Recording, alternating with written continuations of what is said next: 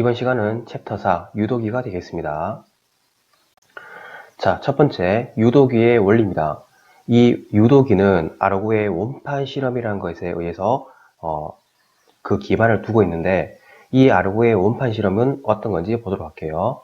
자, 여기에 굴이나 혹은 알루미늄 원판을 기준을 해서 이 원판의 중심축을 회전할 수 있도록 이렇게 어떤 봉을 하나 설치를 해놨습니다. 자, 그리고 이 원판 양 끝에 이렇게 말굽 자석을 하나 넣은 상태에서 말굽 자석을 이쪽 방향으로 이렇게 회전을 시켜 보는 겁니다. 자, 그때 이 말굽 자석에서는 N극, S극이 있으며 N극에서 S극으로 자속 파이가 발생을 하고 이쪽 방향으로 말굽 자석을 회전을 시키면 이 발생되는 자속 파이의 값이 이 원판을 통과하는 이 자속 파이의 값이 변화를 하게 됩니다. 즉 N에서 S구로 원판을 투과하는 자속 파이의 값이 즉 쇄교량이 변화를 하여 이 원판에는 회전하는 전류인 와전류 값이 발생되는데, 이 와전류에 의해서 우리가 앞서 배웠는 플레밍의 오른손 법칙과 왼손 법칙에 의해서 기전력의 방향과 그 다음 전자력의 방향 관계를 알 수가 있다는 겁니다. 자, 그때 기전력의 방향과 전자력의 방향 관계를 플레밍의 오른손 법칙과 왼손 법칙을 통해서 한번 알아보도록 하겠습니다. 자, 앞서 우리가 원판, 즉 알루미늄이나 구리로 된 원판에 말굽 자석을 중간에 이렇게 끝부분에 삽입을 한 상태에서 이동을 한데 있는데, 그것을 윗부분에서 본 형태라고 보시면 돼요.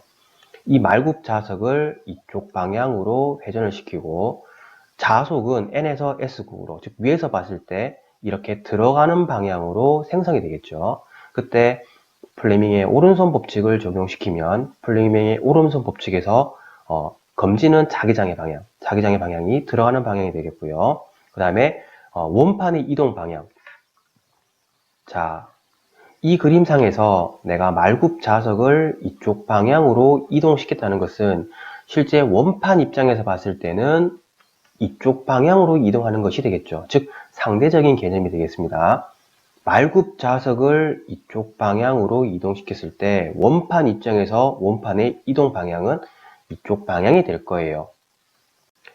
자, 그러면 이 화살표 방향이 원판의 운동 방향, 즉 엄지가 가리키는 방향이라고 한다면 실제 기전력의 방향은 어느 방향으로? 이쪽 방향으로 생성됨을 알 수가 있겠죠. 자, 그리고 이것을 기준으로 해서 플레밍의 왼손 법칙을 적용시키면 자기장의 방향은 일정합니다. 들어가는 방향으로서 일정할 것이고, 기전력의 방향이 곧 전류의 방향임을 알 수가 있겠죠. 이쪽이 전류의 방향입니다. 즉 전류의 방향은 중지가 지시하며 나머지 엄지는 플레밍의 왼손 법칙에서 힘, 즉 전자력의 방향 관계가 된다는 것을 알 수가 있어요. 즉 말굽 자석을 이쪽 방향으로 이동시켰을 때 이 자속 파이의 쇄교량이 일정 값 이상이 돼버리면 그 자속 파이의 쇄교량 변화에 의한 와전류 값이 생성이 되고, 그 와전류에 의해서 기전력이 생성되며 그 유도 기전력에 의해서 우리는 전류의 방향과, 즉 유도 전류의 방향과 전자력 F의 방향 관계를 알 수가 있는데, 그때 전자력의 방향은 말굽 자석과 진행 방향이 같음을 알 수가 있습니다. 이것을 우리는 아르고의 원판이라고 정의를 하고 있어요. 자, 그때 밑에 해설을 보시면 말굽 자석 회전 시 원판 표면의 자속 파이 쇄교량이 변화하여 와전류가 발생하고, 이것에 의해 플레밍의 오른손 법칙과 왼손 법칙을 통해서 기전력의 방향과 전자력의 방향 관계를 알 수 있는 것을 우리는 아르고의 원판 정의라고 한다라고 되어 있죠. 자, 그때 전자력의 방향은 말굽 자석의 방향과 동일하다. 즉, 이 말굽 자석의 회전 방향과 이 원판이 따라 도는, 즉 전동기로서 힘이 미치는 방향은 같다라는 것을 알 수가 있습니다. 자, 여기 보시면 말굽 자석의 회전 속도와 원판의 실제 회전 속도의 관계가 나오는데, 앞서 이 말굽 자석을 이쪽 방향으로 회전시키면 원판이 어느 방향으로 말굽 자석의 방향과 같은 방향으로 회전을 한다라고 되어 있죠. 그때 원판의 속도와 말굽 자석의 속도를 비교했을 때 말굽 자석의 속도가 더 빨라야 되는을 알 수가 있습니다. 즉, n에서 s으로 발생되는 자속 파이의 쇄교량이 변화하여야만 이 원판이 따라 도는데, 만약에 이 말굽 자석의 속도와 원판의 속도가 같으면 원판은 돌지 않습니다. 다르게 보면 이 말굽 자석의 속도만 생성이 되기 때문에 실제 원판은 돌지 않으며, 이 말굽 자석의 속도를 우리는 뭐라고 하냐면, 즉 이 자속의 속도를 우리는 동기속도라는 표현을 씁니다.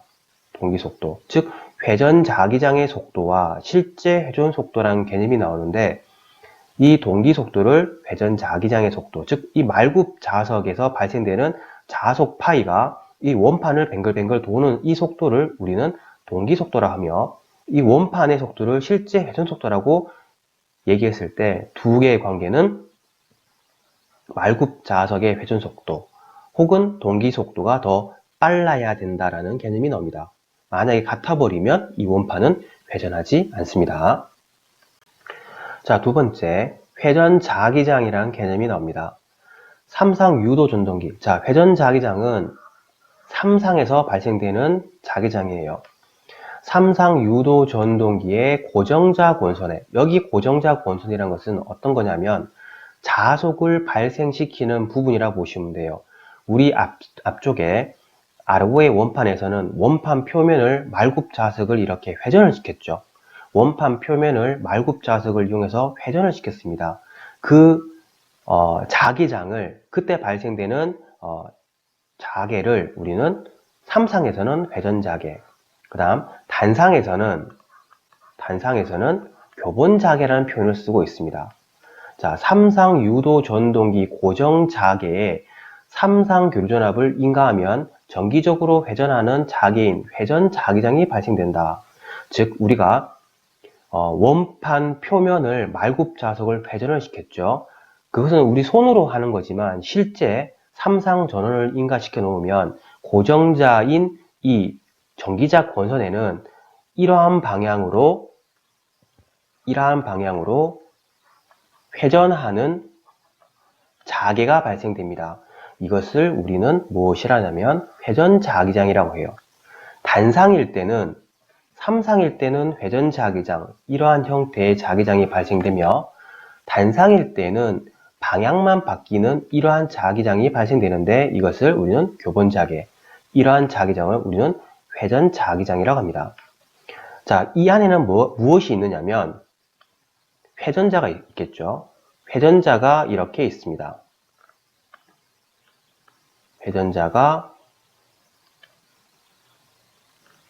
이렇게 존재하게 될 거예요.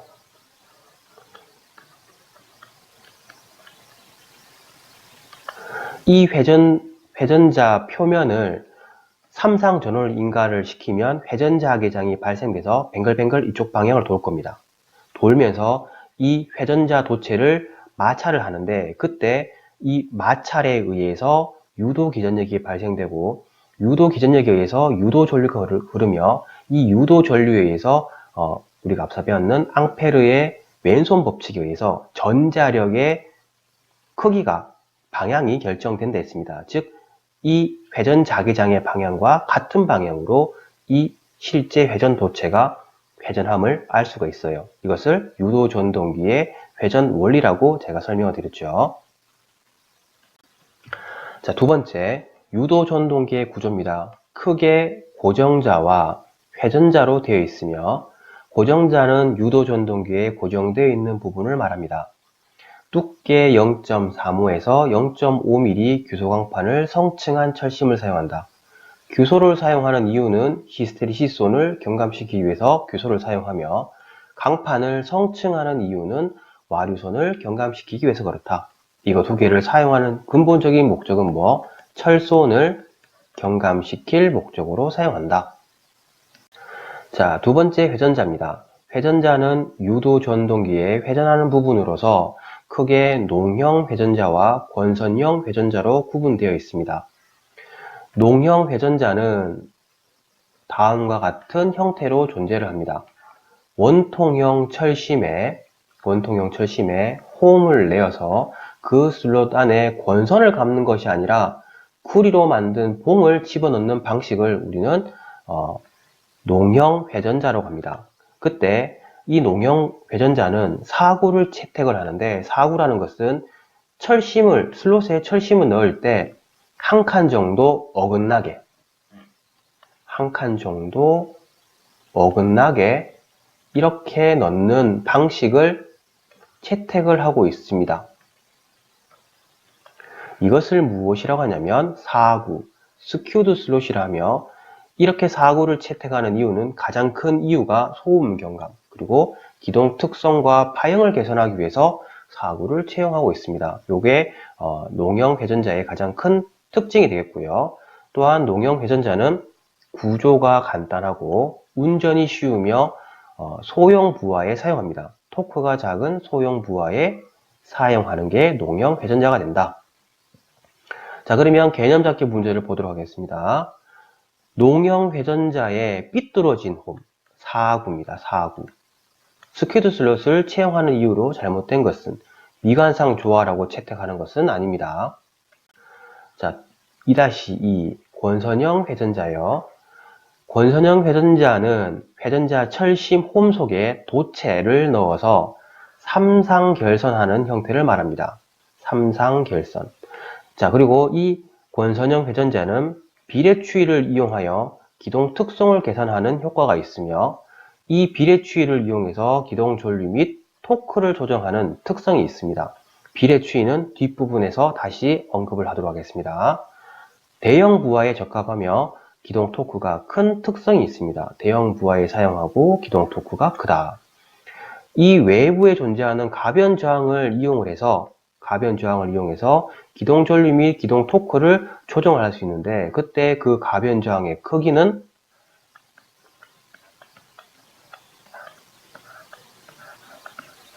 다음의 식으로 정의를 하고 있습니다. 즉, 무엇만 알면 되느냐면, 슬립만 알면 2차의 가변 저항의 크기를 정할 수가 있다는 거죠. 이 공식은 뒷부분에 다시 언급을 하도록 하겠습니다. 자, 세 번째, 유도 전동기 이론이 되겠습니다. 첫 번째, 회전수 및 슬립. 슬립이라는 것은 전동기의 회전 속도를 나타내는 상수를 의미합니다. 슬립의 공식을 보시면 다음과 같습니다. 슬립은 동기속도분의 동기속도 마이너스 실제 회전 속도를 백분율로 표시한 것을 우리는 슬립이라고 해요. 자, 공식에서 보시다시피 이 슬립이라는 것은 동기속도 마이너스 실제 회전 속도입니다. 처음에 이것이 이해가 안 되실 때는 슬립은 동기속도에서 실제 회전 속도를 뺏는 것이구나 라고 그렇게 이해를 할 수 있는데, 정확하게는 동기속도에다가 실제 회전 속도를 뺏는 것에 다시 동기속도로 나누어 준 것을 슬립이라고 한다라는 것을 꼭 기억하시길 바랍니다. 자, 그러면 슬립의 관계를 봤을 때, 만약에 내가 실제 이 회전 속도를 증가를 시키면 슬립은 다음 식에서 감소한다는 것을 알 수 있겠죠. 반대로 속도를 감소시키면 슬립은 증가함을 알 수 있습니다. 즉, 슬립과 속도는 무슨 관계? 반비례임을 알 수 있고요. 두 번째, 만약에 이 실제 회전 속도 n 값이 0, 즉 정지라고 한다면 ns분의 n만 남겠죠? 즉 ns분의 n 1값이 돼서 정지시 슬립은 1이 됩니다. 자, 그러면 조건을 하나 더 드려보겠습니다. 만약에 ns하고 그 다음에 n값이 같다. 즉 앞서 우리가 동기속도, 말굽자석의 속도와 원판의 속도가 같아버리면 어떻게? 실제 원판은 움직이지 않습니다. 하지만 다르게 보면 이 말굽자석은 계속 움직이기 때문에 동기속도, 즉 말굽자석의 속도는 계속 존재를 하게 된다는 것을 알 수가 있어요. 그래서 동기속도로 회전한다라는 표현을 쓰고요. 혹은 무부하로 운전을 한다라고도 볼 수 있습니다. ns와 n값이 같을 때 동기속도로 회전한다라고 볼 수 있고, 그때 슬립은 얼마? 0값이 돼요. 해서 슬립은 0과 1의 관계이며 0보다는 크고 1보다는 작은 특성이 나옵니다. 이게 전부와 시 슬립의 관계입니다. 중요하니까 암기하시고요. 두 번째, 역회전 시 슬립의 관계를 봅니다. 역회전 시. 자, 슬립 공식에서 역회전이니까 실제 회전 속도가 어떻다? 방향이 반대임을 알 수가 있어요. 마이너스 방향입니다.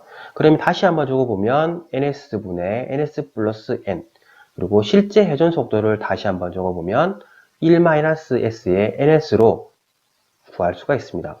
그러면 ns분의 ns 1값이 돼버리겠죠. ns분의 ns 이것도 1값 사라져 버리겠죠. 그러면 1 플러스 1 마이너스 s가 돼서 다시 쓰면 2 마이너스 s라는 결과가 나올 거예요. 해서 역회전 시 슬립은 1보다는 크고 2보다는 작은 관계가 나옵니다. 이것 또한 기억을 하고 계시고요. 일반적으로 소형 기기의 경우 슬립은 5에서 10% 정도, 중대형의 경우 2.5에서 5% 정도의 관계를 형성하고 있다라고 알고 계시면 되겠습니다. 자, 위의 관계를 이용해서 개념 잡기 문제를 풀어보도록 할게요. 전기 기능사에서 슬립은 중요합니다. 꼭 기억을 하셔야 되고요. 슬립과 세트인 게 있습니다. 여기 보시면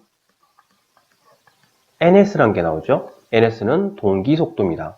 동기계 파트에서 배우셨는 내용인데 극수분의 120 곱하기 주파수 F가 돼요. 단위는 RPM. 실제 회전 속도는 위에서 요 관계로 제가 설명을 드렸죠. 실제 회전 속도는 1-s의 동기속도 ns라고 적을 수 있고요. 슬립은 동기속도분의 동기속도 마이너스 실제 회전 속도로 구할 수 있습니다. 요거 세 개는 세트니까 같이 기억을 해 두시고요. 그러면 조건을 보겠습니다.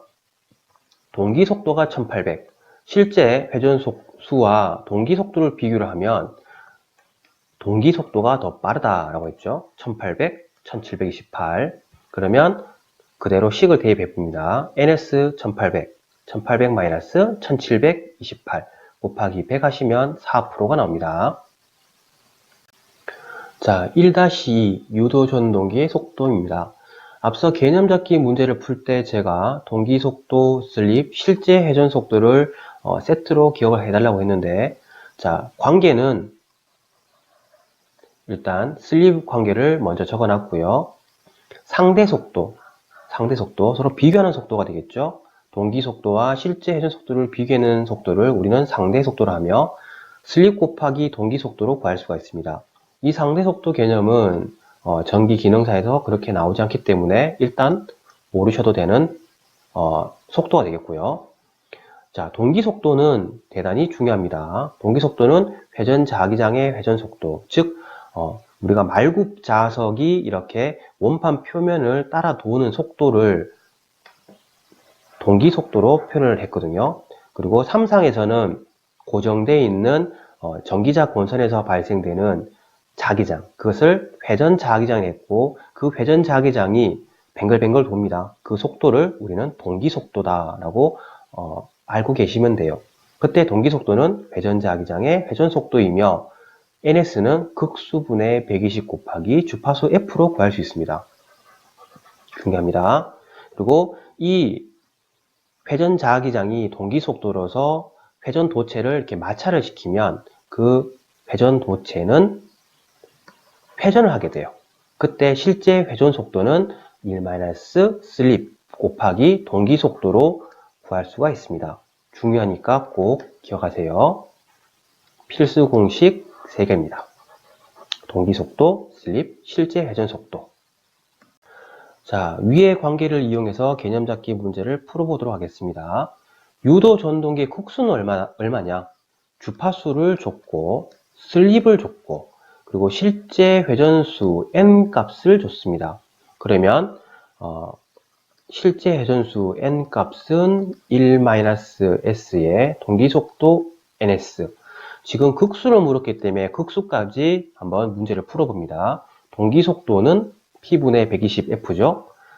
1-s 곱하기 p분의 120f. 극수를 구해보시면 이거랑 n을 위치 바꾸시면 되죠. 그러면 1- 슬립이 3%, 0.03 곱하기 실제 회전 속도가 1164, 120 곱하기 주파수가 60, 계산기로 계산하시면 6극이 나옵니다. 6극. 자, 두 번째 유도 기전력이 나옵니다. 유도 전동기는 변압기와 그 형태가 아주 흡사해요. 1차 측이 있고 회전하는 2차 측이 있습니다. 그때 1차 측의 유도 기전력은 4.44 곱하기 주파수 F 곱하기 권수 곱하기 자속과 권선 개수로 이루어져 있어요. 2차도 마찬가지입니다. 2차 측 유도 기전력은 4.44 곱하기 2차 주파수, 2차 권수, 자속과 2차 측의 권선 개수로 이루어져 있다는 것을 알 수가 있습니다. 식 중요하니까 꼭 암기하시고요. 자, 그때 정지 시와 운전 시의 특성이 각각 다릅니다. 정지 시는요, 1차 측과 2차 측이 같습니다. 그리고 권선비 또한 2차에 대한 1차에 비해서 변압기와 같습니다. 해서 정지시 유도 기전력의 특성은 시험에 나오지 않아요. 자, 그러면 중요한 것은 운전시입니다. 운전시 유도 기전력은 변합니다. 어떻게 변하냐면 주파수와 관련되어 있는 성분에 슬립이 모두 붙어요. 그래서 운전시 2차 주파수는 정지시 주파수에 슬립을 곱해는 형태가 된다. 그리고 운전시 2차 유도 기전력은 정지시 2차 기전력에 슬립이 포함된다. 자, 그러면 운전시 2차 유도 기전력에 대한 1차 기전력의 B는 다시 쓰면 S22분의 2원, 다시 쓰면 2분의 2원은 권선비 알파에서 S분의 알파 값이 됩니다. 이 관계 중요하니까 기억을 해 두시길 바래요. 그러면 이 관계를 이용해서 개념 잡기 문제를 한번 보도록 할게요. 자, 슬립이 0.05, S가 존재하고요. 주파수가 60. 자, 유도 전동기 회전자 회로의 주파수는, 자, 이 말은 무슨 말이냐? 슬립이 존재하고 그리고 정지시 주파수가 있습니다. 그때 회전자 회로의 주파수는, 즉 운전시 주파수의 관계를 물었습니다. 운전시 주파수는 슬립 곱하기 정지시 주파수가 되겠죠? 0.05 곱하기 60해서 운전시 주파수는 3Hz가 됩니다. 자, 세 번째, 유도 전동기의 전력 변화가 됩니다. 2차 전류 값을 구할 때 2차 전류는 2차 측 전체 합성 저항분의 2차 측 유도 기전력 값으로 우리는 식을 정리를 할 수가 있는데, 자, 2차 전류랬죠? 그럼 다시 한번 적어보면 2차 측 임피던스는 2차 권선 저항, 2차 유도 리액턴스, 이걸 제곱했는 값을 루트했는 시록값 형태로 구할 수가 있어요. 자, 그럼 만약에 지금 그림이 구분 한번 지어볼게요. 자, 유도 전동기의 등가 회로를 그림을 그리면 이렇게 그림을 그릴 수가 있습니다. 여기가 1차,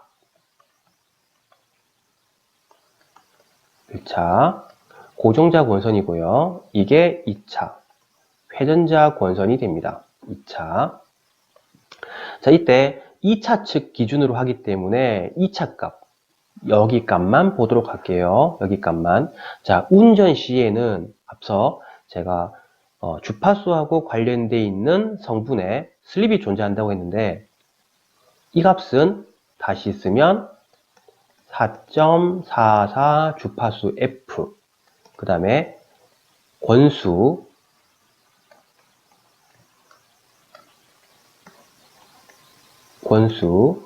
자속 권선 개수 KW라고 했죠. 즉 여기 보시면 주파수가 포함되어 있습니다. 해서 슬립이 붙고요. 2차 권선의 저항값은 전압과 동상인 성분이기 때문에 주파수와 무관한 성분입니다. 주파수가 없고 X값에는 오메가 L, 다시 쓰면 2파이 FL로서 주파수가 포함되어 있죠. 그래서 슬립이 존재합니다. 그러면 운전 시에는 이 값들 앞에 무엇이 붙느냐? 슬립이 존재하겠죠. 운전 시 여기에도 슬립이 붙고 여기도 슬립이 존재할 겁니다. 운전 시 2차 측에 만약에 전류가 이렇게 I2 다시가 흐른다고 한다면 이 전류 값은 다음과 같이 증명이 될 거예요. 자, 이것을 다시 한번 정의를 해보겠습니다. 분모 분자에다가 슬립을 S분의 1, S분의 1 곱하고 나누어 보도록 합니다. 그러면 다시 한번 정리를 하시면 다음과 같이 쓸 수 있겠죠. 자, 요 관계에서 S분의 R2 값을 가져와 봅니다. 그리고 여기 S분의 R2 부분에 플러스 R2, 마이너스 R2를 넣어 봅니다. 같은 값을 넣기 때문에 식은 변하지 않겠죠. 자, 플러스 R2, 마이너스 R2. 여기서 이거 S분의 R2 이거와 마이너스 R2 부분을 갖고 와 봅니다. 해서 다시 한번 정리를 해보시면 R2 이걸 묶어내시면 S분의 1 마이너스 1 R2가 되겠죠. R2를 넣으시면 R2를 여기 넣고 여기 넣으면 위의 관계랑 같게 나오니까 자, 이것을 다시 한번 적어봅니다. 1은 S분의 S라고 적을 수 있죠. 자, 다시 한번 정리를 하면 S분의 1-S의 R2. 자, 이것을 외부 저항 R이라고 보겠습니다. S분의 1-S의 R2.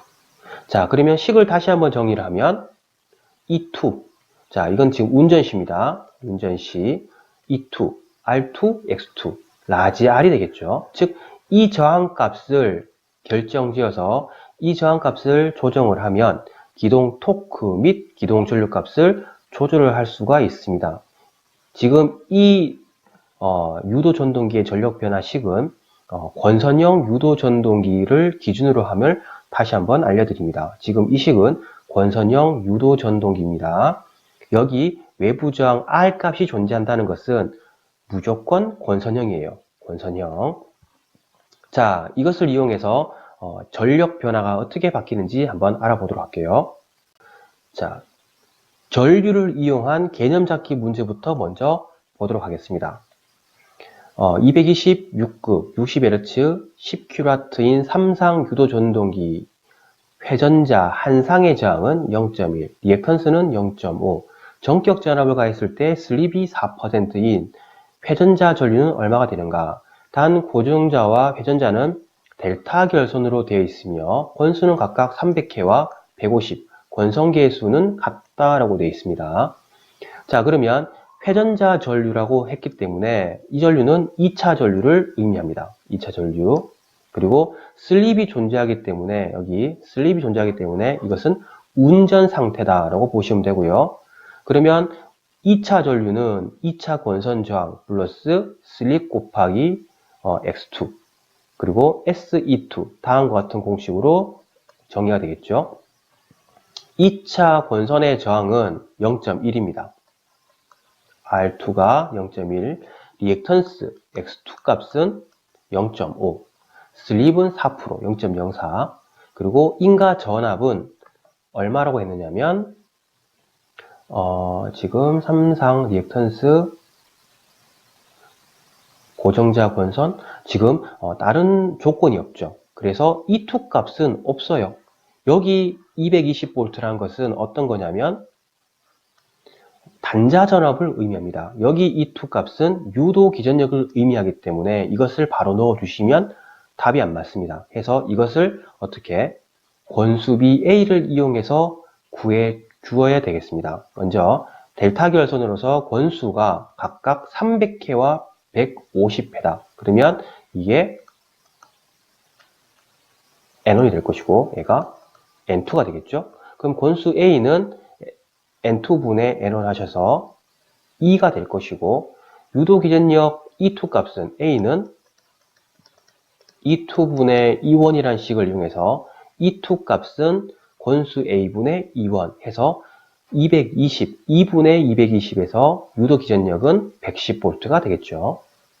계산하시면 44A가 나옵니다.